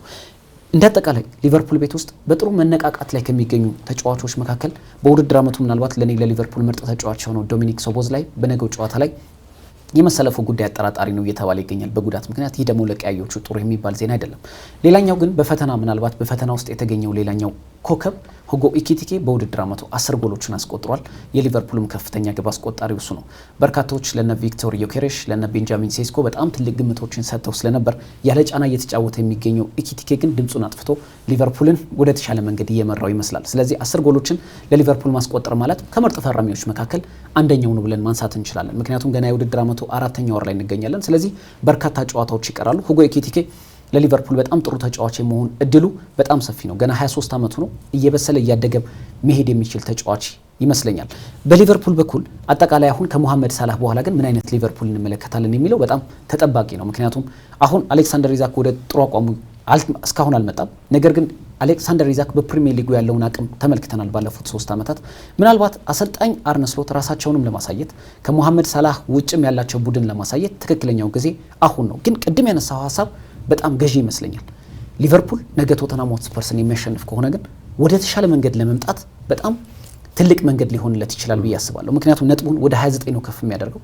ስለዚህ በደረጃው ቼልሲ 28 ነጥቦች ሰብስቧል። ስለዚህ ቼልሲ አስቀድሞ ከኒውካስል ዩናይትድ ጋር በእርግጥ የሚያደርገው ጨዋታ ለነጥቡ ከፍና ዝቅ ማለት የሚወስን ቢሆንም ሊቨርፑል ግን ነገ ቶተንሃም ሆትስፐርስን ማሸነፉ በቀጣይ ወደ አንፊልድ ሜዳው ሲመለስ በተሻለ ተነሳሽነትና ከመሪዎቹ ጋር ያለው የነጥብ ልዩነት ለማጥበብ ግን ትልቅ ወሳኝ ፍልሚያ ይሆናል ብዬ እጠብቃለሁ። አዎ የፕሪሚየር ሊግ ጨዋታዎች ተጠባቂዎቹን እየዳሰስ እንገኛለን። ምናልባት ካለን ሰዓት አንጻር ፈጠን እያለን እናወራቸዋለን። የአርሰናል የኤቨርተንና የአርሰናል ጨዋታ እንመልከት። ከሳምንቱ የሚጠበቁ ጨዋታዎች መካከል ቅድም ከኒውካስትልና ከቼልሲ በላይ ሊሆን ይችላል የሚለው አንዱም ይሄ ጨዋታ ነው ተጠባቂ። የሂልዲክሰን የሚደረገው ይህ ጨዋታ ብዙ ነገሮችን ማውራት እንችላለን። ስሙን ወደኋል ከጉዲሰን ፓርክ በጣም አይመችም። በጣም ቀደም እያየሁት ነበርና ለመጥራትም አይመችም እውነት ለመናገር ባለፉት 2 ዓመታቶች ውስጥ የናፖሊዮን የቀድሞ አሁን ደግሞ የፒኤስጂ ተጫዋች በጣም መጥራት አቅቶ ነው ክቫራትስኬሊያ አሁን እንዲሁ ዝም ብለን እኮ ስለምንጠራው ክቫራትስኬሊያ ስለምንለው እንጂ የምታስታውስ ከሆነ ሲቢኤስ ስፖርት ላይ እነ ሄነሪና እነ ካራጋር መጥራት አቅቷቸው አስገቡት። እሱ ኦንላይን ላይ አስገብተውት በቀጥታ ስርጭት እስኪ ስምህን እና በጣም ሲሳሳቱ ነበር እነሱ። ይሄ ቶሎ ማትለምደው ስም አለ አይደለ? አሁን ዝም ብለህ እኮ ዛሬ እኛ እንደውም ዜና ላይ ቶሎ ስለምናወራቸው ለምር ነው ክቫራትስኬሊያ እንደዚህ ምናምን በፊት ተቸግረ ነበር እና አሁንም የኤቨርተኑ አዲሱ ሜዳ ጉዲሰን ፓርክ የነበረው የለምር ነው ግሬስማ ያለው በቃ የነበረው አዲሱ ግን ሂልዲከንስ እና ይህ ስቴዲየም ለዘንድሮ የኤቨርተን ደጋፊዎችም ደስ የሚለው ለተጫዋቾቹም ስነ ልቦና ነው። በአዲስ መንፈስ የመጡበት ስቴዲየም ነው። አርሰናል ወደዚህ ስቴዲየም አቅንቶ ነው ምሽት 5 ሰዓት ላይ ቅዳሜ የሚጫወተው። እንግዲህ የአሰልጣኝ ዴቪድ ሞይስ በዚህ ኤቨርተን መምጣት ብዙ ነገሮችን ቀያይሯል። ከመውረድ አትርፈውታል አምና። ዘንድሮም ደግሞ ቢያንስ ገባ ወጣም ቢሉም ታላላቆቹ ቡድኖች ማሸነፍ ችለዋል። እንደውም በኒውካስትል ዩናይትድ ያልተጠበቀ ሽንፈት አስተናግደዋል እንጂ ወጥ የሆነ ብቃት አሳይተዋል ብዬ ገምታለሁ። የያዟቸው ተጫዋቾች ነው እነ ጉዬን እና ኢንጃይ አለመኖር አሁን ትንሽ በአርሰናል በኩል ሊጎዳው ይችላል ብዬ ነበረ ቅድም ስናወራው ነበር። ከዛ በተረፈ ግን የ9ኛ ደረጃ ላይ ቢገኙም ማንቸስተር ዩናይትድን 1-0 አሸንፈዋል። ሜዳቸው ላይ ደግሞ የማይበገሩ ትልቅ አሰልጣኝ ናቸው። ሁለተኛ ከ20 ምናምን ዓመት በኋላ ወደ ሜዳቸው ወደ ቀደመ ቡድናቸው መጥተው ነው እያሰለጠኑ የሚገኙት። ሌላው ደግሞ ደስ የሚለው ነገር የቀድሞ የልጅነት ማለት እንችላለን ለሚኬል አርቴታ ኤቨርተን የልጅነት ባንለውም ግን አትሊስት ኤቨርተን በፕሪሚየር ሊግ ውስጥ ራሱን ያሳየበት አርሰናልም እንዲያስፈርምበት ምክንያት የሆነበት ክለብ ነው። ስለዚህ ሚኬል አርቴታም የሚጓዘው የቀድሞ ቡድኑን ለመግጠም ነው። በተጫዋችነት ዘመኑ ብዙ ነገሮችን ያሳካበትን ቡድን ለመግጠም ነው። በአጠቃላይ እንግዲህ ኤቨርተን እንዲሁ በቀላሉ የሚታይ ቡድን አይደለም። ለአርሰናል በጣም ከባድ ነው የሚሆንበት ብዬ ገምታለሁ። የኤቨርተንን እናንሳና ወደ አርሰናል ደግሞ እንሄዳለን። እንግዲህ ኤቨርተን 24 ነጥቦች ሰብስቦ በደረጃው 9ኛ ላይ ተቀምጧል። በውድድር ዓመቱ ወጥ ባንለውም ግን የተሻለ ቡድን መሆኑን ግን አሳይቷል። ካለፉት 5 ጨዋታዎች 3ቱን አሸንፏል። ባሳለፍነው ሳምንት እንደውም ስታንፎርድ ብሪጅ ላይ ቼልሲን በጣም ይፈትናል ተብሎ የተጠበቀ ክለብ ነበር። ነገር ግን ቼልሲ በጣም ወሳኝ የሆነው ለኤንዞ ማሬስካና ለቡድኑ መረጋጋት በጣም ትልቅ ነጥብ ያስቆጠሩበት 3 ነጥብ የወሰዱበት በስታንፎርድ ብሪጅ አስተናግደው 2-0 አሸንፈዋል ኤቨርተንን። በኤቨርተን በኩል ስትመለከት በዘንድሮ የውድድር ዓመት በጥሩ መልኩ መነቃቃት አለ። ለምሳሌ ተመልክተ ከሆነ በኦልድ ትራፎርድ ላይ በነበረው ጨዋታ ላይ በ10 ተጫዋቾች ያ ሁሉ ደቂቃ ሲጫወቱ በመጀመሪያዎቹ ደቂቃዎች ላይ ነበር ኢድሪሳና ጋና በቀይ ካርድ የወጣው። ያ ሁሉ ግን ምን ያህል እንደተጋደሉና እንደተፋለሙ ተመልክተናል። አሁን ቅድም ካነሳነው ቶተንሃም ሆትስፐርስ ኤቨርተን በምን ይለያል ካል በክረምቱ የዝውውር መስኮት በውሰቱ ሊያቀናው ጃክ ግሪሊሽ ሳይቀር ለቡድኑ ባጅ የሚጫወቱ ተጫዋቾች ሆነዋል። እዛ ቡድን ውስጥ ያሉት አብዛኞቹ ተጫዋቾች ለኤቨርተን መለያ የሚጫወቱ ተጫዋቾች ናቸው። በነገራችን ላይ የቀድሞ ጉዲሰን ፓርክ ያሁን ሂልዲንግሰን ልክ እንደ ሴንት ጄምስ ፓርክ ሁሉ በጣም አስቸጋሪ ከሚባል ሜዳዎች መካከል ነበር። ግን አዲስ ስቴዲየም ገንብተው ነው እንግዲህ ስሙንም የለወጡት ኤቨርተኖች። ግን የቀድሞ ጉዲሰን ፓርክ በጣም አስቸጋሪ የነበረ ሜዳ እንደነበር ይታወቃል። ደጋፊዎቹም በጣም ደስ የሚል ድባብ የሚፈጥሩ ናቸው። አሁን በነገው ጨዋታ ላይ ምናልባት ለኤቨርተን በጣም ጥሩ ዜና አይደለም። ምክንያቱም በፕሪሚየር ሊግ ውስጥ አሉ ከተባሉ በጣም ተጽዕኖ ፈጣሪ ተጫዋቾች በየጊዜው እየሆኑ ከመጡ ተጫዋቾች መካከል አንደኛው የሆነው ኢሊማን ኢንጃይ በጣም አስቸጋሪ ክሎት ያለው ተጫዋች በጣም ለታላላቅ ክለቦችን ፈታኝ የሆነ በበርካታ ክለቦችም አይን ያረፈበት ተጫዋች ነው። ያ እንግዲህ አፍሪካ ዋንጫን ለመወከል እንግዲህ ሀገሩ ሴኔጋልን ወክሎ ወደ ስፍራው አቅንቷል። ኢድሪሳና ጋናም በተመሳሳይ እንግዲህ ወደ ሀገሩ አቅንቷል። ስለዚህ እነዚህ ተጫዋቾች አለመኖራቸው ለኤቨርተንና ለዴቪድ ሞይስ ጥሩ የሚባል ዜና አይደለም። በሌላ በኩል ምናልባት የመሰለፋቸው ጉዳይ አጠራጣሪ የሆኑ በኤቨርተን ተጫዋቾች አሉ። አንደኛው ጃክ ግሪሊሽ ነው፣ ጥሩ የውድድር ዓመትን እያሳለፈ የሚገኘው። ሌላኛው ከቼልሲ ወደ ኤቨርተን ያቀናው ዴውስቡሪ ሃልም ሌላኛው አስደናቂ የውድድር ዓመትን እያሳለፈ ይገኛል። ነገር ግን እነዚህ ተጫዋቾች አለመኖራቸው ለኤቨርተን በጣም አደጋ ነው። ግን ኤቨርተን እንደ ቲም ስታየው በጣም የተዋቀረ ቡድን ነው። አሰልጣኝ ዴቪድ ሞይስ የቀድሞ ክለባቸውን በሚገባ መልኩ አደራጅተውታል። የሚፋለም ቡድን ፈጥሯል ብለን ማሰብ እንችላለን እና አርሰናል እነዚህ ተጫዋቾች እንኳን ባይኖሩም ቀላል ተጋጣሚ ያለው ብለን አንገምትም። ምክንያቱም ባሳለፍነው ሳምንት ምናልባት ወደ አርሰናል በኋላ ማለፋችን ባይቀርም ግን ወልቭስ ምን ያህል እንዳስቸገረው ተመልክተናል። አሁን በፕሪሚየር ሊጉ የሚገኙ ክለቦች ምን ያህል በዛን ቀን የሚያሳዩት አቅም ለመገመት በጣም ፈታኝ ይሆናልና እነዚህ ተጫዋቾች ተክተው ራሳቸውን ለማሳየት የሚገቡ ተጫዋቾች ደግሞ በነገው መርሃ ግብር በነገው ትልቅ ፍልሚያ ላይ ራሳቸውን የበለጠ ማሳየት ይፈልጋሉ። አሁን ባለው ደረጃ ግን ኤቨርተን በጥሩ ደረጃ ላይ የሚገኝ ቡድን ነው ለማንሳት እንችላለን። 24 ነጥቦች መሰብሰብ ማለት ቀላል አይደለም። 9ኛ ደረጃ ነው። ነገ ነጥብ የሚያገኝ ከሆነ ደግሞ ደረጃውን ከፍ የሚያደርግበት እድል አለና አርሰናል ነገ ቀላል ተጋጣሚ ያለው ተብሎ አይጠበቅም። አዎ ያው የግሪሊሽ ጉዳይ ሲነሳ ትናንትና አንድ አነጋጋሪ አስተያየት ነው የሰጠው። የቡካዮ ሳካን ጉዳይ ያነሳ ነበር። ያው ኒዲያ አብሮት የሚጫወት ተጫዋች ነው። ሁለቱም ጥሩ የውድድር ዓመት ያሳለፉ ይገኛሉ። ያው ጃክ ግሪሊሽ የተናገረበት አንግል በብዙዎቹ ቁጣን አስነስቷል። እውነት ለመናገር እንዴ ከቡካዮ ሳካ በክህሎትም በብቃትም አይሻልም ነበር ሲል የነበረው። እኔ እውነት ለመናገር እንደው ተመልካቾችም ይፈርዳሉ። የእውነቴ ነው ማለት ባለፈውም ስለ ቡካዮ ሳካ ሳውራ ስለነበር ነው። እኔ ከድጋፍም አንጻር ከምንም አንጻር ይዩት ምንም ችግር የለውም። ግን ቡካዮ ሳካ ላለፉት 5 እና 4 ዓመታቶች ውስጥ በቀይ መስመር የፊት መስመር ተጫዋች ዘንድ እንደው ይሄ ብላችሁ ንገሩኝ ከቡካዮ ሳካ በላይ በወጥነት ብቃት የተጫወተ ተጫዋች አለ ወይ? እውነት ለመናገር አሁን እኮ ብዙ ጊዜ ስንናገር የነበረው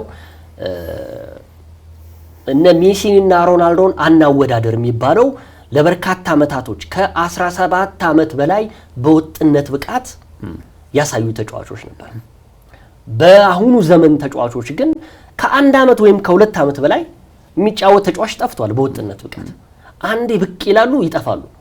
እንደነ ቪኒሲየስ ጁኒየር ከሁለት ዓመት በላይ መጫወት አይችሉም። አንድ ዓመት ይጫወታል፣ ምርጥ ቶፕ ይሆናል፣ ይወርዳል። ዘንድሮ አሁን ጥሩ አይደለም። የክሊያን ኢምባፔን ደግሞ ስታነሳ አንዳንዴ ከፍ ይላል፣ አንዳንዴ ይወርዳል። ወጥ ብቃት ማለት ነው። ከዛስ ላሚን ያማልን ትላለህ፣ ብድግ ይላል። እስኪ ቡካዮ ሳካን እናንሳ። እውነት ለመናገር ቡካዮ ሳካ ላለፉት 4 ዓመታቶች ውስጥ ወጥ የሆነ ብቃት ያላሳየበት የውድድር ዘመን የትኛው ነበረ? በእንግሊዝ ፕሪሚየር ሊግም በአውሮፓ ሻምፒዮንስ ሊግም በተሳተፈባቸውም በውስጥ ሊጎቹም እንደዚሁም አልፎ በእንግሊዝ ብሔራዊ ቡድን ላይ ወጥ የሆነ ብቃት ያሳየ ተጫዋች ነው። ይህን ተጫዋች አሁን ትናንትና ከመጣ ተጫዋች ጋር ጃክ ግሪሊሽ ሲያያይዘው ምን ልታረገው ትችላለህ? አሁን እንደዛ አይነት ተጫዋች እውነት ለመናገር ኤቨርተንን ከመግጠሙ በፊት ይሄን ነገር መናገሩ ራሱ ጃክ ግሪሊሽ እንግዲህ ኒዲያ ከቡካዮ ሳካ የተሻለ ብቃት ያለው ተጫዋች ነው፣ በክህሎትም በብቃትም ማለት አንዳንድ ጊዜ አነጋጋሪ ለመሆን ታወጣለህ እኮ እንደዛ አይነት ነገር። እንግዲህ ጃክ ግሪሊሽ ይሄን ለማለት ፈልጎ ይሆናል። ያው ጃክ ግሪሊሽን ብዙ መልሶች መልሰውለታል። ጃክ ግሪሊሽ እኮ ከማንቸስተር ሲቲ አትፈለግም ተብሎ በውሰቱ ሊሄደ ተጫዋች ነው። ነገር ግን ደግሞ አሁን ቡካዮ ሳካን በዚህ ደረጃ ማንሳት ተገቢ ነው ብዬ አልገምትም። ምክንያቱም እኔ በወጥ ብቃት ከማያቸው ተጫዋቾች መካከል አሁንም የመጀመሪያውም የመጨረሻውም ለኔ ቡካዮ ሳካ ነው፣ በቀኝ የፊት መስመር ተጫዋች ዘንድ ስናነሳ። በአርሰናል በኩል እንመልከት። አርሰናል ነገ ተጋጣሚው ምንም ጥያቄ የለውም ከባድ ተጋጣሚ ነው። የአሰልጣኝ ዴቪድ ሞይስ ቡድን በሜዳው እጅግ አስቸጋሪ ነው። አርሰናል በዘንድሮ የውድድር ዓመት ላይ በጣም እየተቸገረበት ያለው ጉዳት ሆኗል።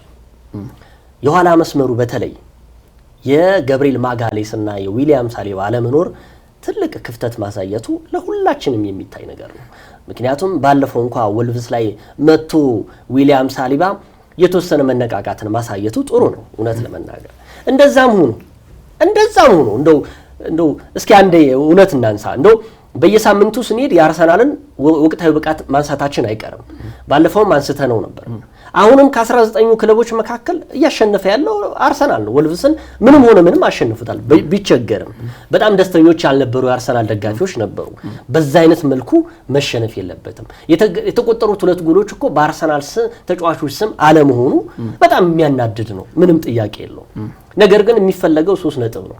አሁን ኤቨርተንን ሲያስተናግድ የባለፈው የወልቭስ ጨዋታን አታስታውሰውም? 3 ነጥብ ይዞ መምጣቱ ነው።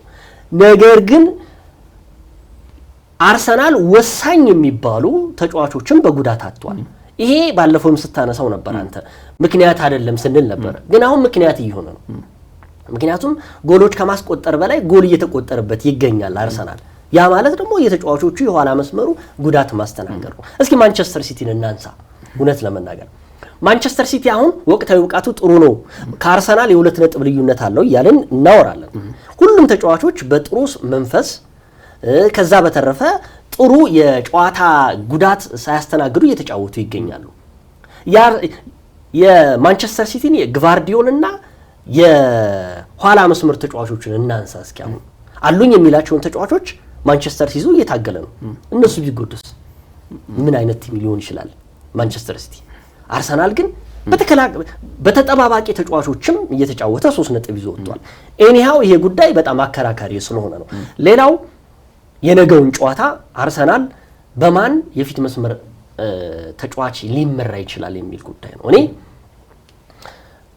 የዩኬሬሽ ጉዳይ ይበቃዋል ብዬ ገምታለሁ። ይበቃዋል ማለት ለምሳሌ አሰልጣኝ ሚኬል አርቴታ ወንበር ላይ ሊያስቀምጡት ይገባሉ። አሁን ይሄ ጭፍን አመለካከት አይደለም። በቃ አርሰናል 3 ነጥብ ነው የሚፈልገው። እከሌ ይደሰታል፣ እከሌ ሊዝናና ይችላል፣ እከሌ ደግሞ ይከፋል የሚባል ነገር የለም። ሁሉም የአርሰናል ደጋፊ ዋንጫና ዋንጫ ነው የሚፈልገው አሁን። ስለዚህ ገብርኤል ጄሱስ በጥሩ መንፈስ ተመልሷል። ገብርኤል ጄሱስ አሁን ላይ ጎል የማስቆጠር ብቃት አለው። እውነት ለመናገር ገብርኤል ጄሱስ ከመጎዳቱ በፊት በጣም ቶፕ የሆነበት ጊዜ ነው። ስለዚህ አሁንም ለአርሰናል ግልጋሎት የሚሰጥ ተጫዋች ነው። ቪክቶር ዮኬሬሽ 90 ደቂቃ ሙሉ ጎል ሳያስቆጥር ከሚቀር እገሌ የሚባል ተጫዋች ገብቶ ጎል አስቆጥሮ አርሰናል ቢያሸንፍ ነው የአርሰናል ደጋፊዎች የሚደሰቱት። እንደውም አንድ ቀልድ የሰማሁት ቪክቶር ዮኬሬሽ በሂል ጫማ ነው እንደሚሄደው አሉት እኮ ማለት በጣም ይሄን ያህል ነው እንግዲህ በጣም ጫና በዝቶበታል እውነት ለመናገር ቪክቶር ዮኬሬሽ ላይ። ግን አሁን እድሉን ደግሞ አሰልጣኝ ሚኬል አርቴታ ለገብርኤል ጄሱስ ይስጡትና ጎል ያስቆጥር። ባለፈው እኮ የጎሏ መንስኤ እኮ በነገራችን ላይ ገብርኤል ጄሱስ ነው። መጨረሻ 91 እና 92 ደቂቃ ላይ የተቆጠረችው ጎል የሱ ሚናም ከፍተኛ ስለሆነ ነው። ስለዚህ አሰልጣኝ ሚኬል አርቴታ የነገውን የምሽቱን ጨዋታ እንደው ገብርኤል ጄሱስን በቀዳሚነት ቢያሰልፉት ጥሩ ይሆናል ብዬ ገምታለሁ። ከዛ በተረፈ ግን ጉዳት አርሰናልን በጣም እየፈተነው ይገኛል። ምናልባት አንድ ሀሳብ ለማንሳት ካለፉት 3 ዓመታት በተሻለ መልኩ አርሰናል ትክክለኛ የዋንጫ ተፋላሚ መሆኑን ያየሁት በወልቭስ ጨዋታ ላይ ነው። ለምን ካል ምናልባት ተቃራኒ ለመሆን አይደለም፣ ግላዊ ምልከታዬ ቢሆንም የአርሰናል ተጫዋቾች አሸንፈው ያዘኑበት ጨዋታ የተመለከትኩት ከረጅም ዓመት በኋላ ምናልባትም የወልቭስ ጨዋታ ብቻ ይመስለኛል። ብዙ ጊዜ እንደዚህ አይነት ሜንታሊቲን የሚላበሱ ተጫዋቾች ወይ ደግሞ እንደዚህ አይነትን የሚላበሱ ቡድኖች እንደዚህ አይነትን አስተሳሰብን የሚይዙ ቡድኖች የዋንጫ ሜንታሊቲን የያዙ ቡድኖች ናቸው። አርሰናል ከዚህ በፊት በመጥፎም ሁኔታ ባሸነፈበት ጊዜ ሲጨፍር ሲደልቅ ተመልክተናል። በወልቭስ ጨዋታ ላይ የተመለከትነው አርሰናል ግን አሸንፎ ነጥቡን ያጣውን ያህል ፊል አድርገው ነው ከሜዳ ያወጡት። እነ ዴክላን ራይስ ተመልክተናቸዋል። ሚኬል አርቴታ በፕሬስ ኮንፈረንሳቸው ወቅት ምን ያህል ደስተኛ እንዳልነበሩ ተመልክተናል። ይህ የቀድሞ ምናልባት ብዙ ጊዜ ይሄንን ሀሳብ ሰጣለሁ የሰር አሌክስ ፈርጉሰን ኮቶች በጣም ስለምወዳቸው ወይ ደግሞ የሚያነሷቸውን ሀሳቦች እግር ኳሳዊ ቃልም ስለሆኑ ለመግለጽ ያመቻል። ሰር አሌክስ ፈርጉሰን በመጥፎም ሁኔታ 3 ነጥብ ይዤ መሄድ እመርጣለሁ የሚል አመለካከት ነበራቸው በቀደመ ጊዜ። አንዳንድ ጊዜ ማንቸስተር ዩናይትድ በጨዋታ በጣም በተበለጠበት ወቅት ያችን ደቂቃ በመጠቀም ፈርጌታይም በሚብለው መርሃቸው መሰረት ያንን ነጥብ ይዘው ሲወጡ ተመልክተናል።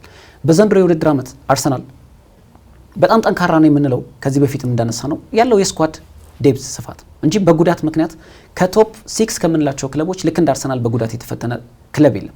26 ያህል የተጫዋቾች ጉዳትን አስመዝግበዋል በዘንድሮ የውድድር ዓመት። አርሰናል ልክ እንደ ቀደመው ቢሆን በዘንድሮ የውድድር ዓመት በጣም ሲንኮታኮት ልናየው እንችል ነበር። ምክንያቱም በ4 ወራት የዚህን ያህል ተጫዋቾች ጉዳት ማስመዝገብ ቀላል ቁጥር ስላልሆነ የአርሰናል ደጋፊዎች ትልቁ ስጋታቸው የሚመስለኝ ባለፉት 3 ዓመታት ውስጥ ለዋንጫ እጅግ በተቃረቡበት ከ21 ዓመታት በኋላ ከ2003-4 የውድድር ዘመን በኋላ ዋንጫ ለማሸነፍ እጅግ ተቃርበው 3ቱንም ዓመታት ባጡበት ጊዜ ምን ያህል እንደተቆጩ የምንመለከትበት ጊዜ ነበር።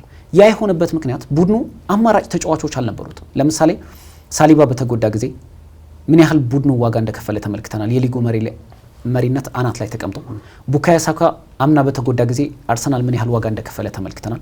ካይ ሃቨርትዝ በተጎዳ ጊዜ ጥሩ የቡድኑ ከፍተኛ ግብ አስቆጣሪ በሆነበት አምና ሲጎዳ ምን ያህል እንደተንኮታኮተ ተመልክተናል።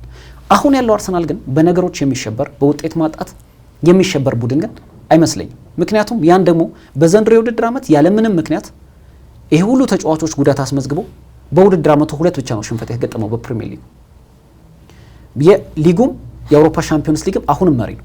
ስለዚህ አርሰናል እየሄደበት ያለው መንገድ በተለይ በክረምቱ የዝውውር መስኮት ቡድኑን በይበልጥ ማጠናከሩና ትክክለኛ ተጫዋቾች በቡድኑ ውስጥ ማካተቱ አሁን ላለው ልዩነት ፈጣሪ እንዲሆኑለት አድርጎለታል። ያ ማለት ደግሞ ከዚህ በፊት የምናውቀው አርሰናል በነገሮች የሚሸበረው ተጫዋች ሲጎዳበት የሚደናበረው አርሰናል በተከታታይ ነጥብ ሲጥል አብሮ በዛው የሚሄደው አርሰናል አንመለከትም። ያ አምናም ታቻምናም ባለፉት 3 ዓመታት በፕሪሚየር ሊግ 2ኛ ደረጃን ይዞ ሲያጠናቀቅ የወሳኝ ተጫዋቾቹ ጉዳት ምን ያህል እንደፈተነው ተመልክተናል። ስለዚህ አርሰናል አሁን ልዩነት እየፈጠረለት ያለው የስኳድ ዴፕዙ ነው። በዘንድሮ የውድድር ዓመት የአርሰናል ልዩነት ፈጣሪ ይሆናል ብዬ ማስበው የስኳድ ዴፕዙ ነው። ከዚህ በፊት ማንቸስተር ሲቲ የእንግሊዝ እግር ኳስን ሲቆጣጠር በ2022-23 23-24 የውድድር ዘመን ያው ጥሩ ያልነበረበት ጊዜ ስለነበር ከዛ ቀደም በተከታታይ 4 የፕሪሚየር ሊግ ዋንጫዎችን ሲያሸንፍ ግን ልዩነት የፈጠረለት የስኳድ ዴፕዙ ነው። የማንቸስተር ሲቲ ተቀያሪ ተጫዋቾች አንድ የፕሪሚየር ሊግ ቡድን መስራት ይችላሉ የሚሉ ነበሩ። የትኛው ተጫዋችም ቢጎዳ አሰልጣኝ ፔፕ ጓርዲዮላ አቅማቸውን ተጠቅመው የእሳቸው አቅም ከፍ ባለ ደረጃ ላይ ይገኛል።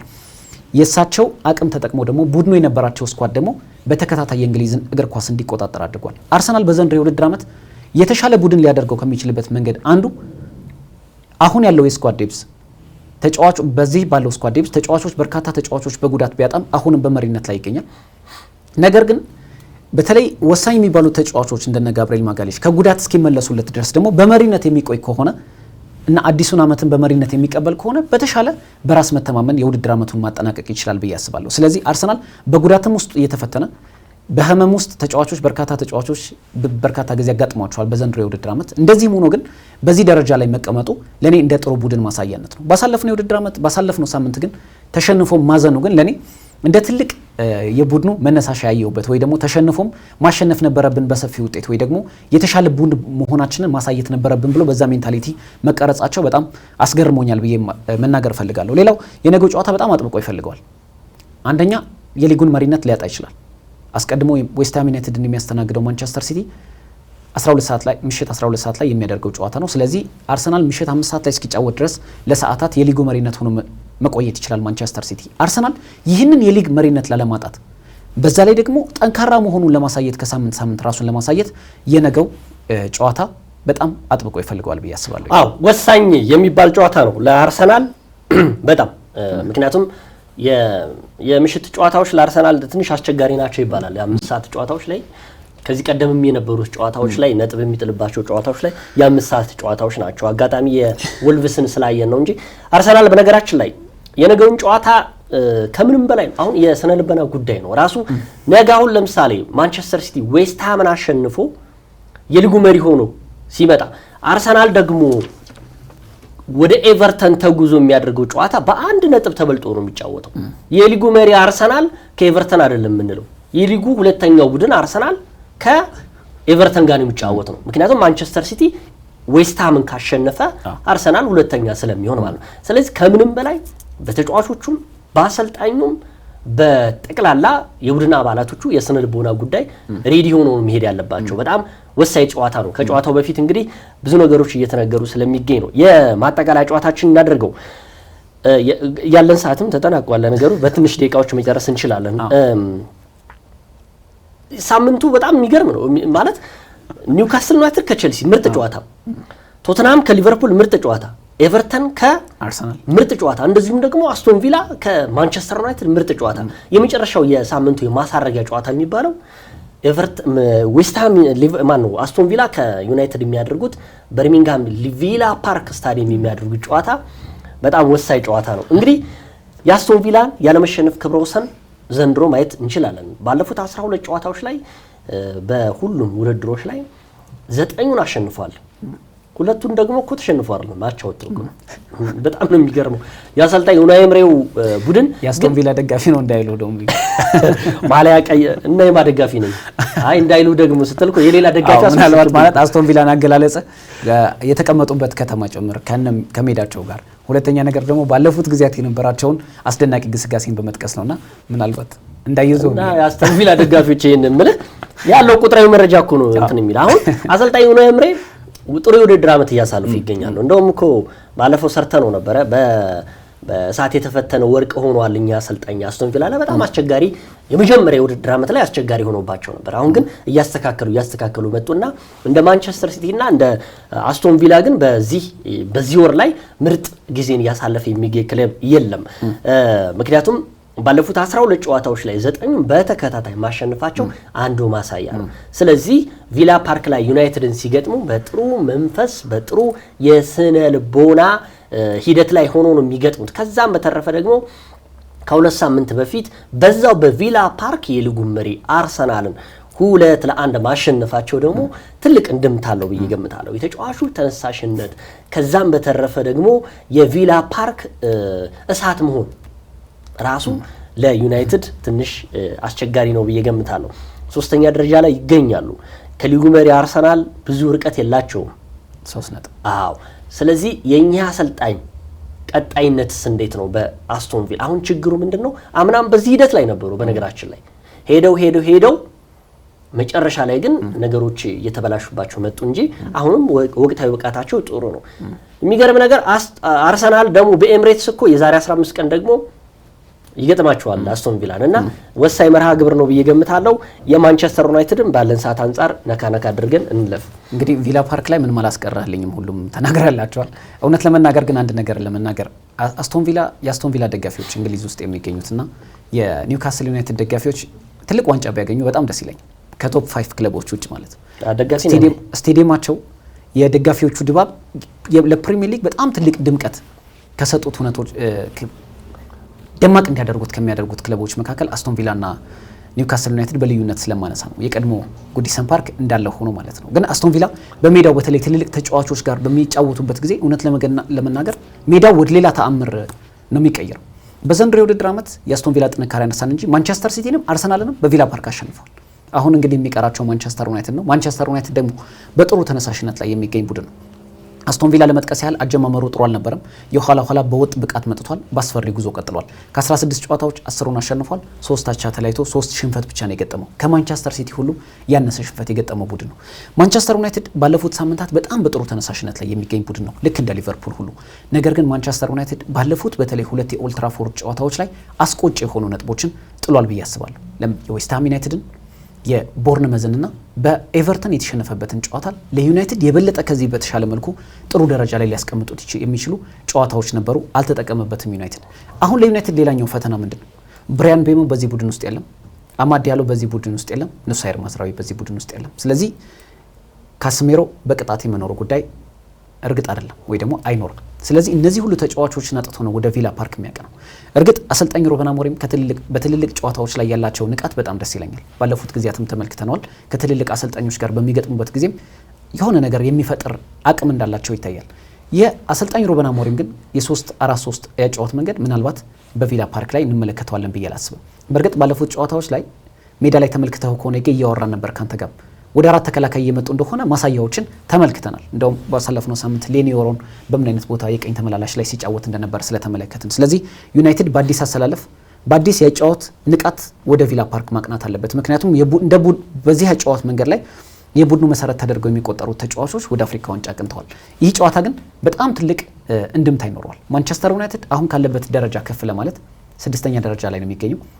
ደረጃውን ለማሻሻል የሚጠቀምበት ውጤት ሲሆን አስቶን ቪላ ደግሞ የማንቸስተር ሲቲና የአርሰናልን ውጤት አይጦ የሚገባበት ጨዋታ እንደመሆኑ የበለጠ ነጥቡን ከፍ ለማድረግ በጣም አስፈላጊ ጨዋታ ነው ብዬ አስባለሁ። ምክንያቱም የ3 ነጥብ ልዩነት ያን ያህል የራቀ ስላልሆነና ምናልባት በሳምንቱ ከሚጠበቁ ጨዋታዎች መካከል የቪላ ፓርኩ የአስቶን ቪላና ዩናይትድ ጨዋታ በልዩነት ማንሳት ይቻላል። አዎ፣ በቪላ ፓርክ የሚደረገው የሁለቱ ጨዋታዎች አንዳንዴ ስታየው በነገራችን ላይ ማንቸስተር ዩናይትድ ጥሩ የውድድር ጊዜን አሁን እያሳለፈ ይገኛል። ያው በሚፈልገው ደረጃ ባይሆንም አሁን የተጫዋቾቹ ወደ አፍሪካ ዋንጫ መሄድ ቁልጭ አድርጎ የሚጎዳው ነው። እሳቸውም አሁን ይህንን በማየት ይመስለኛል የጨዋታ ዘይቤያቸው ሊቀይሩ እንዳሰቡ በ4-3-3 የጨዋታ መንገድ ይመጣሉ ብዬ ገምታለሁ። ይህም እንግዲህ ያዋጣቸዋል አያዋጣቸውም፣ ይሄ ራሱ 4-3-3 ራሱ ውጤታማ ያደርጋሉ የሚለው አጠያቂ ጉዳይ ነው። ምክንያቱም 3-4-3 ይሄ በብዙዎች ደግሞ አስተችቷቸውም ስለነበረው ግን ለአስቶን ቪላ ደግሞ ጥሩ ያልሆነው ነገር አስቶን ቪላና አርሰናል ማንቸስተር ዩናይትድ በተገናኙባቸው የ10 መርሃ ግብሮች ጨዋታ ላይ ማንቸስተር ዩናይትድ 6ቱን አሸንፏል። በሁለቱ አቻ ተለያይቷል። ሁለቱም ብቻ ነው አስቶን ቪላ ያሸነፈው። ስለዚህ ጥሩ የክብረ ወሰን ያለው ማንቸስተር ዩናይትድ ነው፣ ምንም ጥያቄ የለውም። ወደ ቪላ ፓርክም ሄዶ ራሱ ማንቸስተር ዩናይትድ የማሸነፍ እድሉ እጅግ ጥሩ ነው ለማንቸስተር ዩናይትድ ነው። ከዛ በተረፈ በርንማውዝ ጋር የነበረውን ጨዋታ ስንመለከት ጥሩ የውድድር ጊዜ ጥሩ የውድድር ጨዋታ ያመቱ ያየነበትም ጨዋታ ነበረ። አሁንም የአስቶን ቪላና የማንቸስተር ዩናይትድ ጨዋታ ከዛ ያልተናነሰ ይሆናል ብዬ አልገምትም። ብዙ ጎሎች ሊቆጠሩበት ይችላሉ። ሁለተኛ ነገር ደግሞ ሁለቱም ደግሞ ውጤቱን ስለሚጠብቁት ነው። አሁን የደረጃ ሰንጠረዡን ስትንመለከት የ3 ክለቦች መካከል ውስጥ ነው ያሉት። ያኛው 3ኛ አስቶን ቪላ፣ ይሄኛው ደግሞ ማንቸስተር ዩናይትድ 6ኛ ነው። ስለዚህ ይህን ለማጥበብና ለማስፋት የሚያደርጉ ጨዋታ ወሳኝ መርሃ ግብር ነው። በአጠቃላይ የተከበራችሁ ተመልካቾቻችን እነዚህ የመረጥናቸው 4 እና 5 ጨዋታዎች በፍጹም ሊያመልጧችሁ የማይገቡ ጨዋታዎች ናቸው። ለዚህ ነው መጀመሪያም ላይ ተወዳጁ የእንግሊዝ ፕሪሚየር ሊግ ስንል የነበረው። ያለፉትን ደቂቃዎች አብረናችሁ ቆይታ ያደረግነው ይገደብ አባይና ቃለ ስላሴ ካሳይ የመላው የስቱዲዮ ባለሙያዎች ጋር ቆይታ አብረን አድርገናል። በሚቀጥለው ሳምንት በተለያዩ ርዕሰ ጉዳዮች እንመለሳለን። እስከ ሳምንት መልካም ሳምንት ይሆንላችሁ።